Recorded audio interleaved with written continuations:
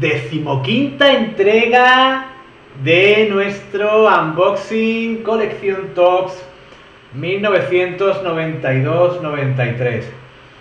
Después del paréntesis que ha supuesto el 50 Point Club, que tenía entre otros a Michael Jordan como miembro, y el 20 Assist Club, que tenía entre otros a Isaiah Thomas como miembro, volvemos a las cards estándar de esta colección.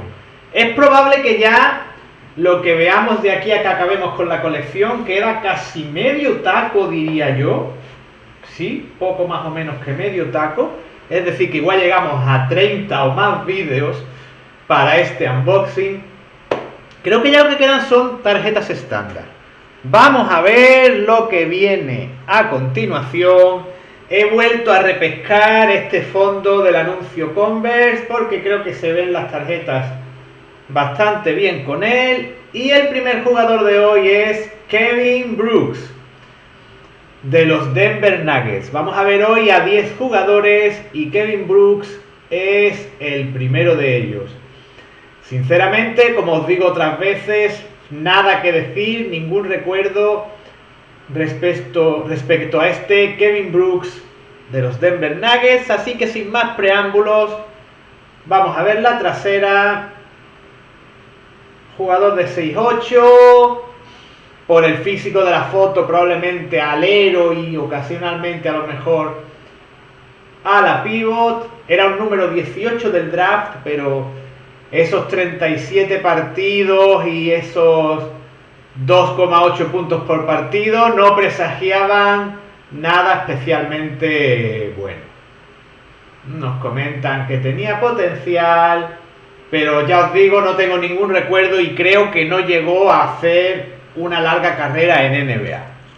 Proseguimos con el segundo jugador de hoy, que sí es bastante más conocido. Se trata de Bobby Fields, de los Cleveland Cavaliers. Creo recordar que escolta, a lo mejor alero, más de ahí no. Y vamos a ver lo que nos dice la trasera de Bobby Fields. Efectivamente, escolta, con esos 6 pies 5 pulgadas. Primera temporada discreta, al igual que pasaba con Kevin Brooks, pero vemos que solo jugó 10 partidos con un contrato de 10 días. Ajá, de acuerdo. Pero Bobby Fields sí me suena más y sí creo que tuvo después una trayectoria posterior en NBA. Continuamos, a ver si nos sale un tercer jugador más conocido. Y tenemos de nuevo, por segunda vez en el canal, a John Williams defendiendo a Waymon Tisdale.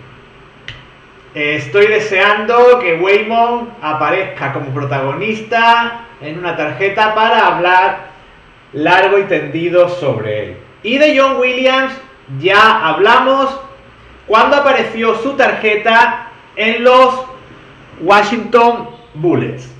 Tarjeta que a continuación voy a buscar para mostraros junto a esta tarjeta.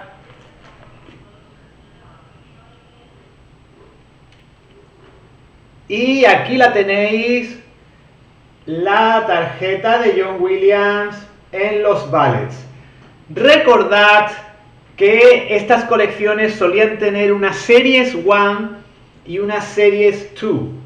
Y según se producían los fichajes hasta mitad de temporada, esos fichajes aparecían en la Series 2 con los jugadores en su nuevo equipo. Ya sabéis, ese John Williams, jugador muy dotado técnicamente, pero con unos grandísimos problemas de peso que le lastraron de manera definitiva en su carrera NBA. Vemos aquí las estadísticas, veis cómo andaba bastante sobradito de peso. Y por cierto, John Williams, jugador de Bullets y de Clippers, al que no debéis confundir con John Hot Rod Williams, el jugador de los Cavaliers, del que también hablamos ya hace unas cuantas jornadas en este canal. Continuamos. Vamos con el cuarto jugador de hoy. Vamos a ver de quién se trata. ¡Wow! Va a dar mucho juego. Brad Lohaus. Brad Lohaus, jugador de los Milwaukee Bucks, jugador muy alto. Creo recordar, ahora lo vamos a comprobar, que comenzó, tiene ahí unos desconchoncillos, el bueno de Brad Lohaus. Creo recordar que comenzó su carrera en los Celtics, o que en algún momento de su carrera estuvo en los Celtics. Y jugador que por desgracia se equivocó de época. Era un jugador alto, con buen tiro exterior, pero blandito cerca del aro. Justo lo contrario que se pedía en aquella época. Su tiro era muy bueno, incluso en algún momento lo querían comparar con Larry Bird por su aspecto y sus condiciones físicas. No llegó ni mucho menos a ese nivel, pero entre otras cosas en algún que otro partido tuvo registros como 6 tiros triples anotados sin ningún fallo. Si no recuerdo mal, creo que hizo algo así en algún partido. Vamos a ver qué nos cuentan sobre él. ¿Ve? Ahí lo vemos, sí, exactamente. Fijaos qué buenos promedios en triples, y nos ponían a este 7 pies, seleccionado por los Celtics, como el mejor o entre los mejores tiradores de larga distancia entre los hombres altos de la liga. Ya os digo que el pobre Brad se equivocó de época al nacer. Daos cuenta que ya había pasado por un montón de equipos: Celtics, Sacramento, Milwaukee. Se fue a Minnesota en la primera temporada en Milwaukee, pero volvió a Milwaukee. Parecía como una cesión futbolística. Y había tenido un gran año en la 89-90 en los Bucks, precisamente el año en que se va a los Timberwolves, muy curioso, y después ya volvió a su tónica habitual de unos 5 o 6 puntos por partido. Continuamos con nuestro quinto jugador de hoy. Y atención, el jugador más estelar que ha aparecido hasta ahora en este unboxing del día de hoy, nada más y nada menos que Derrick Coleman. Ahí va, eso era una mota, eso sí lo hemos podido quitar. Vamos a ver otra motita por aquí, venga, venga. Ahí va, perfecto. Derrick Coleman, el ala pivot de los New Jersey Nets, y que también más o menos se equivocó un poquillo de época, porque a pesar de su poderoso físico y de estar dotado para jugar cerca del aro, era asiduo a irse como a la media distancia. Le gustaba más ese tirito de 5 o 6 metros que no pelear mucho cerca del aro. Por cierto, jugador que tras retirarse se arruinó, pero no como otros jugadores que dilapidaron su fortuna en caprichos, en excesos y demás. No, no. En el caso de Coleman, se arruinó intentando contribuir a la mejora de la zona en la que él había crecido en Detroit. Vamos a ver la trasera.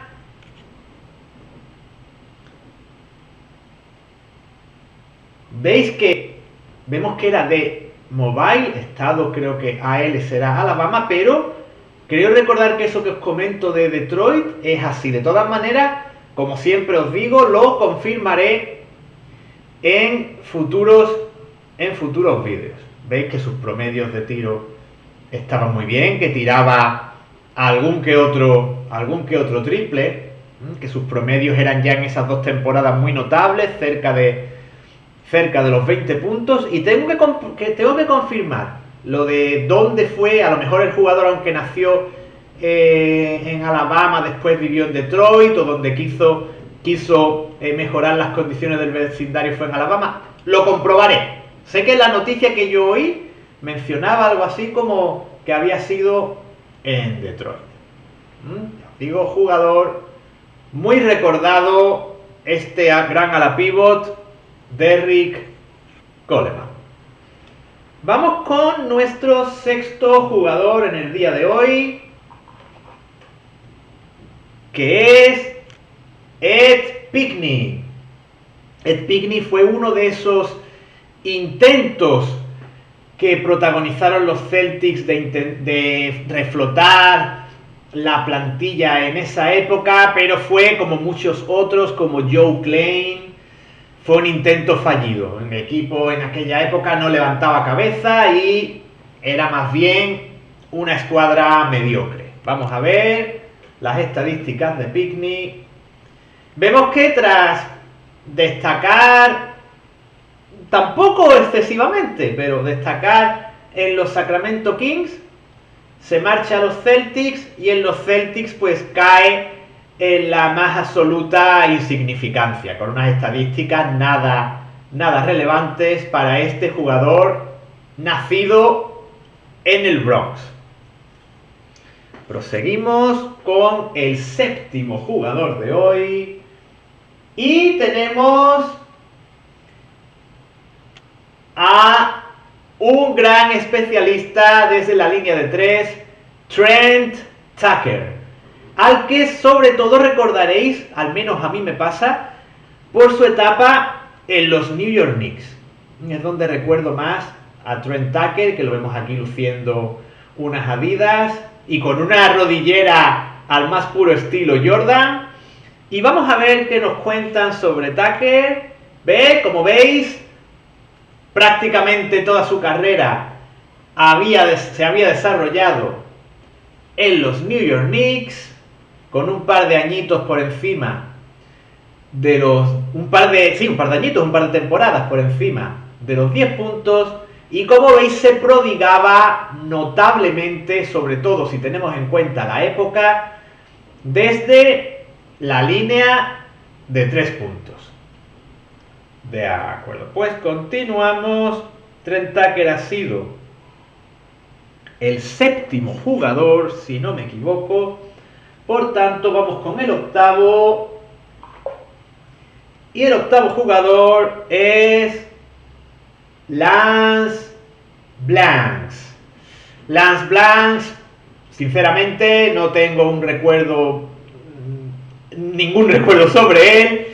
Por el aspecto físico se le ve fuerte, probablemente pudiera estar en la frontera entre alero y ala pivot, pero creo que no nos vamos a llevar una gran sorpresa con sus estadísticas. Efectivamente, así es. 2 temporadas muy mediocres en los Pistons para un jugador que lo que más destacaba de él es que su padre había jugado en la NFL. Ya con eso creo que está todo dicho. Continuamos con el noveno jugador de hoy. Y atención, parad máquinas, porque viene un jugador por el que merece la pena comprarse una colección como esta. Atención, porque con todos vosotros, aquí tenéis a Drazen Petrovic. ¡Qué maravilla! Cada vez que me compro una colección y me encuentro una tarjeta de Petrovic, descorcho una botella de champán, porque es un gustazo tener una tarjeta más de Petrovic para la colección. Vais a ver cómo su paso a los Nets supuso toda una revitalización para la estrella croata. Vamos a verlo sin más preámbulos. Fijaos cómo esa temporada y media en Portland fue infernal. Fijaos en qué buenos porcentajes en triples, a pesar de lo poco que le dejaban jugar. cuando era mejor. Es que, pensadlo fríamente, era mejor que prácticamente todos los jugadores exteriores y sin prácticamente que tenían los Nets. Si exceptuamos a Clyde Drexler, y Clyde Drexler era un jugador más grande, que no ocupaba, probablemente no iba a ocupar la misma posición que Petrovic. Petrovic era mejor, yo diría que incluso, sin duda, que el mismísimo Terry Porter, un jugador, ahí tenéis los números. Fijaos cómo en cuanto le dan oportunidad en los Nets, se salió con esos 20 puntos por partido.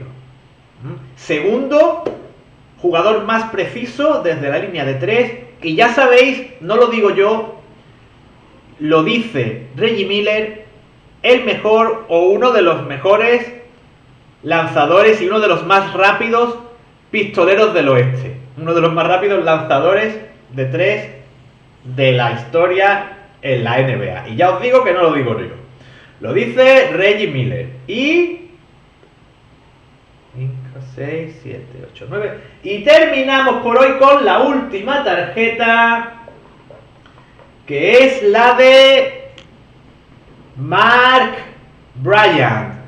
Un poco mal tomada la foto, casi no se ve la cara de este forzudo ala pivot que nada más llegar a los Blazers generaba grandes expectativas. Era un jugador que tenía muy buena pinta. Recuerdo cuando salió esa lista de rookies de ese año, y Mark Bryant la verdad es que llamaba bastante la atención. Pero vais a ver en la trasera cómo debutar, ya lo hemos dicho 1000 veces, lo hemos repetido hoy hablando de Petrovic, debutar en los Blazers era como salir en la película de Gladiator y ser un extra. Estaba muy difícil la cosa. Vamos a ver la trasera. Y como veis, ya eran 4 años en los que no había dado mucho de sí el bueno de Mark Bryant. Y con Mark Bryant damos por terminada nuestra apertura de cromos de hoy, y se van a despedir de vosotros la pareja de estrellas de los New Jersey Nets, que yo diría que han sido las 2 tarjetas más destacadas en el día de hoy. Con Derrick Coleman y Drazen Petrovic me despido de vosotros hasta la entrega 16ª de este fantástico unboxing. Hasta pronto.